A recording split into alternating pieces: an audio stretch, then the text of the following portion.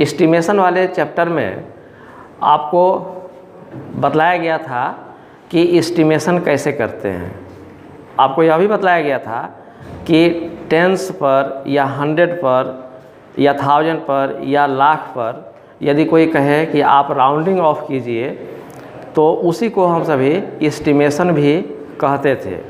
यहाँ पर ये नहीं कह रहा है कि टेंस पर कीजिए या 100 पर कीजिए या 1000 पर राउंडिंग ऑफ कीजिए, ऐसा नहीं कह रहा है। ये सीधा सीधी कह रहा है एस्टिमेटेड प्रोडक्ट निकालिए और फिर इस दोनों क्वेश्चन में एस्टिमेटेड कोसेंट निकालिए, सिर्फ ऐसा कहा जा रहा है। तो जब यह नहीं कहा जाए कि टेंस पर एस्टिमेशन करना है, राउंडिंग ऑफ एस्टिमेशन दोनों सेम ही चीज़ है, तो राउंडिंग ऑफ टेंस पर करना है या 100 पर करना है, अगर ऐसा नहीं कहा जाए तो वैसी स्थिति में जो लास्ट प्लेस है उसी पर हम लोग राउंडिंग ऑफ करते हैं। किंतु यह भी ध्यान रखते हैं कि हम सभी को ईजिली कैलकुलेशन करने में, ऑपरेशन करने में सुविधा हो। जैसे यहाँ दिया हुआ है 5918, इसको मल्टीप्लाई करना है 310। अब ये लास्ट डिजिट इसका 5000 है, तो जब नहीं दिया हुआ है कि किस डिजिट पर राउंडिंग ऑफ करना है, तो ऐसी स्थिति में लास्ट डिजिट का जो प्लेस है उसी पर राउंडिंग ऑफ करेंगे। तो ये 1000 पर राउंडिंग ऑफ करेंगे। अब राउंडिंग ऑफ 5 वाला जो प्लेस है उस पर करेंगे, तो उसके दाहिने वाले डिजिट को आप ध्यान से देखिए, ये 5 या 5 से अधिक रहता है तो एक हम यहाँ पर बढ़ा देते हैं, तो यह हो जाएगा 6 और बाकी ये 3 0 दे देंगे, यानी कि 6000। अब इसको मल्टीप्लाई करना है 310 से। यहाँ भी नहीं दिया हुआ है कि किस डिजिट पर आपको राउंडिंग ऑफ करना है, ये किस डिजिट पर एस्टिमेशन करना है, ऐसा नहीं दिया हुआ है। तो लास्ट डिजिट 100 है, 100 पर राउंडिंग ऑफ करेंगे। तो ऐसी स्थिति में 3 के नीचे हम चिन्ह लगा दिए। अब इसके राइट साइड वाले डिजिट को देखिए, ये 5 से छोटा है, जो छोटा है तो इसको 3 ही रहने देंगे, बाकी 2 0 डाल देंगे। अब इस दोनों को जब मल्टीप्लाई करेंगे तो 6 में 3 को मल्टीप्लाई करेंगे 18 और फिर ये 3 0 यहाँ, 2 0 यहाँ, 5 0, 5 0 यहाँ पर दे देंगे। यही हमारा एस्टिमेटेड प्रोडक्ट हुआ। नेक्स्ट वाले क्वेश्चन में ठीक उसी प्रकार से लास्ट डिजिट ये 100 है, तो 100 में राउंडिंग ऑफ करेंगे, चिन्ह लगाइए। इसके बगल वाले डिजिट को देखिए, 5 से छोटा है, तो छोटा है तो ये 1 ही रहने देंगे, बाकी 2 डिजिट के लिए 2 0 लगा देंगे, इनटू फिर ये इसमें देखिए 4 डिजिट है, लास्ट डिजिट 1000 है, इसको 1000 में राउंडिंग ऑफ करेंगे। तो राउंडिंग ऑफ करने के लिए इसके बगल वाले डिजिट को देखिए, ये 5 से अधिक है, तो एक इसमें बढ़ा देंगे, ये हो जाएगा 5 और बाकी 3 0 डाल दीजिए। अब इसको सिंपली मल्टीप्लाई कर दीजिए, तो ये 1 और 5 इसको मल्टीप्लाई करेंगे तो हो जाएगा 5। अब यहाँ 2 0 और यहाँ 3 0, 3 और 2 5 0, तो यहाँ पर 5 0 डाल दीजिए। यही हम लोगों का प्रोडक्ट हुआ। नेक्स्ट क्वेश्चन में ये लास्ट डिजिट 100 है, तो 9 के बाद वाला डिजिट 5 से छोटा है, इसलिए ये हुआ 900। इसको मल्टीप्लाई करना है, इसमें भी 100 डिजिट पर ही करना होगा, तो ये 7 के बाद वाला डिजिट 5 से ज़्यादा है, तो ये हो गया 8 और फिर ये 2 0 दे दीजिए, तो 9 8 72 और 2 0 यहाँ, 2 0 यहाँ, तो 4 0 डाल दीजिए। यही हम लोगों का प्रोडक्ट हुआ। अब यह लास्ट 2 क्वेश्चन एस्टिमेटेड कोसेंट से संबंधित है। इस क्वेश्चन में मल्टीप्लाई की जगह पर डिवाइड करना है, तो इसका भी राउंडिंग ऑफ करेंगे। इसमें भी नहीं दिया हुआ है कि किस डिजिट पर करना है, तो लास्ट वाले डिजिट को देखिए, तो यह 1 है, इसके राइट साइड वाला डिजिट 5 से अधिक है, तो इसको एक बढ़ा देंगे तो 2 कर दीजिए, बाकी 3 0 डाल दीजिए। ये डिवीज़न से संबंधित है, ये डिवीज़न है तो वहाँ डिवीज़न करिए। और फिर यहाँ पर देखिए ये 27 है, तो 27 में ये लास्ट डिजिट 2 10 है, 10 पर राउंडिंग ऑफ करना होगा। अब इसके बगल वाले को देखिए, ये 5 से अधिक है तो ये हो गया 30। लेकिन अब यहाँ पर एक समस्या आ गई। ये एक समस्या क्या आ गई कि यह 3 से डिवाइड ईजिली नहीं हो रहा है। यह पूरा डिवाइड परफेक्ट रूप से यह डिवाइड नहीं हो रहा है। तो ऐसी स्थिति में अब फिर हम विचार करेंगे। क्या विचार करेंगे कि यदि 1000 पर राउंडिंग ऑफ नहीं करके यदि 100 पर अगर हम करते तो 100 पर करते तो क्या होता है कि इसके बाद वाला डिजिट 5 से छोटा है। तो ऐसी स्थिति में यह 18 ही रह जाता, यह 18 रह जाता और फिर 2 डिजिट को हम 0 कर देते। अब यहाँ पर 3 से ये 18 डिवाइड हो जाएगा। तो ऐसा इसलिए हम कर रहे हैं क्योंकि इसमें यह नहीं दिया हुआ है कि 100 पर राउंडिंग ऑफ करना है या 10 पर करना है या 1000 पर करना है। तो हमको जो सुविधाजनक हो, जिसको हम ओरली कर सकते हैं, इजीली कर सकते हैं, फास्टली कर सकते हैं, तो वही काम अपने विवेक से करेंगे। 1000 पर कर रहे थे तो यहाँ पर 20 आ जा रहा था जो कि उससे डिवाइड नहीं होने वाला था। तो हम 100 पर किए, अब इजीली डिवाइड हो रहा है तो 3 से 18 को डिवाइड करेंगे तो ये 6 होगा। अब यहाँ पर 2 जीरो है, यहाँ 1 जीरो है तो 1 जीरो कट जाएगा। ये 60 हमारा आंसर हुआ, यानी कि हमारा एस्टिमेटेड क्वोशेंट हुआ 60। लास्ट वाले क्वेश्चन में भी ये लास्ट डिजिट है, क्या है, लाख।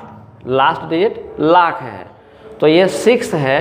तो लाख पर जब एस्टिमेशन करेंगे तो इसके बाद वाला डिजिट 5 से अधिक है तो एक यह बढ़ जाएगा, 7 लाख हो जाएगा। अब इसको डिवाइड करेंगे तो फिर इसमें लास्ट डिजिट 7 है तो 7 पर राउंडिंग ऑफ करेंगे तो इसके बगल वाला डिजिट 5 से छोटा है तो ये 7 और 3 0, 7 और 3 0। अब इसको डिवाइड करिए तो ये 7 से 7 इजीली डिवाइड हो जाएगा 1 टाइम। यहाँ पर 5 डिजिट है, 5 जीरो है और यहाँ 3 जीरो है तो 2 जीरो यहाँ पर डाल दीजिए। 5 जीरो में से 3 जीरो कैंसिल हो जाएगा तो 2 जीरो आएगा, यानी कि 100 हमारा क्वोशेंट हुआ। इन सभी क्वेश्चन में, ये पांचों क्वेश्चन में हम सभी इसका आंसर ओरली दे सकते हैं। कुछ बच्चों ने व्हाट्सएप करके कुछ प्रश्न हमसे पूछे हैं, वह मल्टीप्लिकेशन के प्रॉपर्टी से संबंधित है। आज के सेशन में मैं उन्हीं प्रश्नों को सॉल्व कर रहा हूं।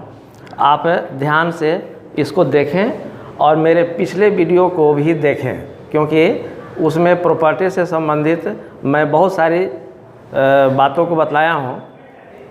यह क्वेश्चन है finding missing digits in multiplication.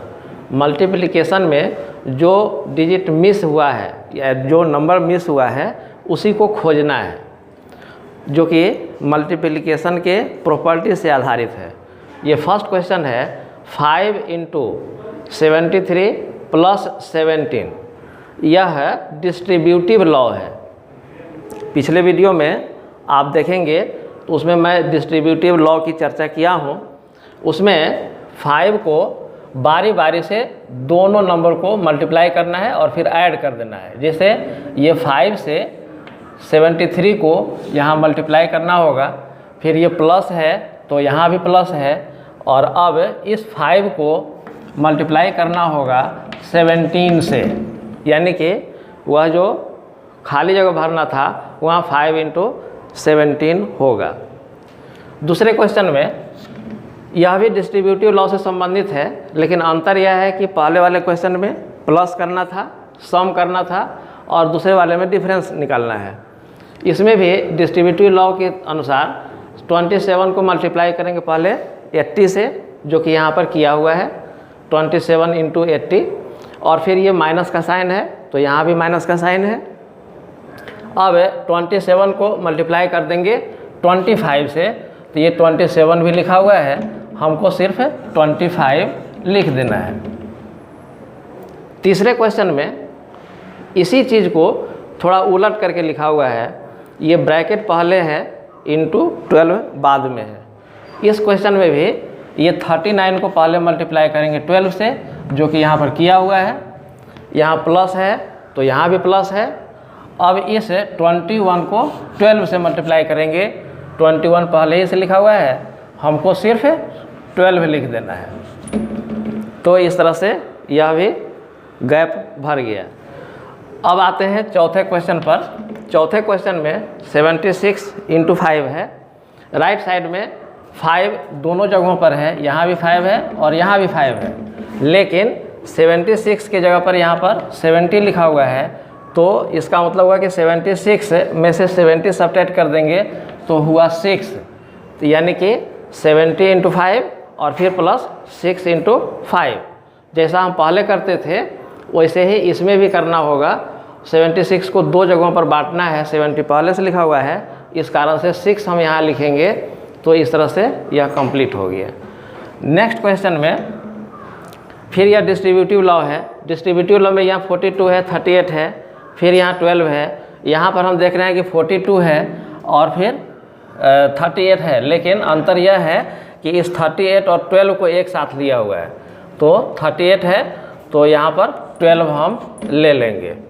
अब तीनों में चूँकि मल्टीप्लिकेशन है, यह एसोसिएटिव लॉ है। एसोसिएटिव लॉ में 3 या अधिक संख्याओं को जब गुना करना होता है तो किसी भी क्रम से हम गुना कर सकते हैं। तो इस लेफ़्ट साइड में इस दोनों को एक बार गुना किया हुआ है, राइट साइड में लास्ट वाले दोनों को एक साथ गुना कर सकते हैं। दोनों का आंसर सेम ही आएगा। एफ वाले क्वेश्चन में 139 × 15 = 100 दिया हुआ है। फिर यहाँ पर 39 × 15 है।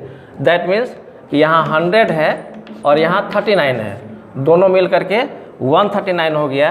तो 15 दोनों जगहों पर बटेगा, यहाँ भी 15 होगा और यहाँ भी 15 होगा। जी वाले क्वेश्चन में हम बतलाए थे कि किसी भी संख्या से 0 को डिवाइड करते हैं तो 0 ही होता है, क्योंकि हम बतलाए थे कि मेरे पास कुछ भी नहीं है और 25 लोगों में बांटना है तो प्रत्येक को कुछ भी नहीं मिलेगा, इसलिए आंसर इसका 0 होगा। एच वाले क्वेश्चन में यह भी प्रॉपर्टी है आइडेंटिटी प्रॉपर्टी, जिसमें किसी भी संख्या को 1 से डिवाइड करते हैं तो वही संख्या आ जाती है, यहाँ यही संख्या आ जाएगी। लास्ट वाले क्वेश्चन में भी हम बतलाए थे कि किसी भी संख्या को उसी संख्या से जब भाग करते हैं तो हम सभी का क्वोशेंट 1 आता है। इस प्रकार से विभिन्न बच्चों ने व्हाट्सएप करके जो प्रश्न पूछे थे उसको मैं एक साथ कर दिया हूँ। आप इसको वीडियो को 2 बार देखेंगे, आपको समझ में आ जाएगा। धन्यवाद।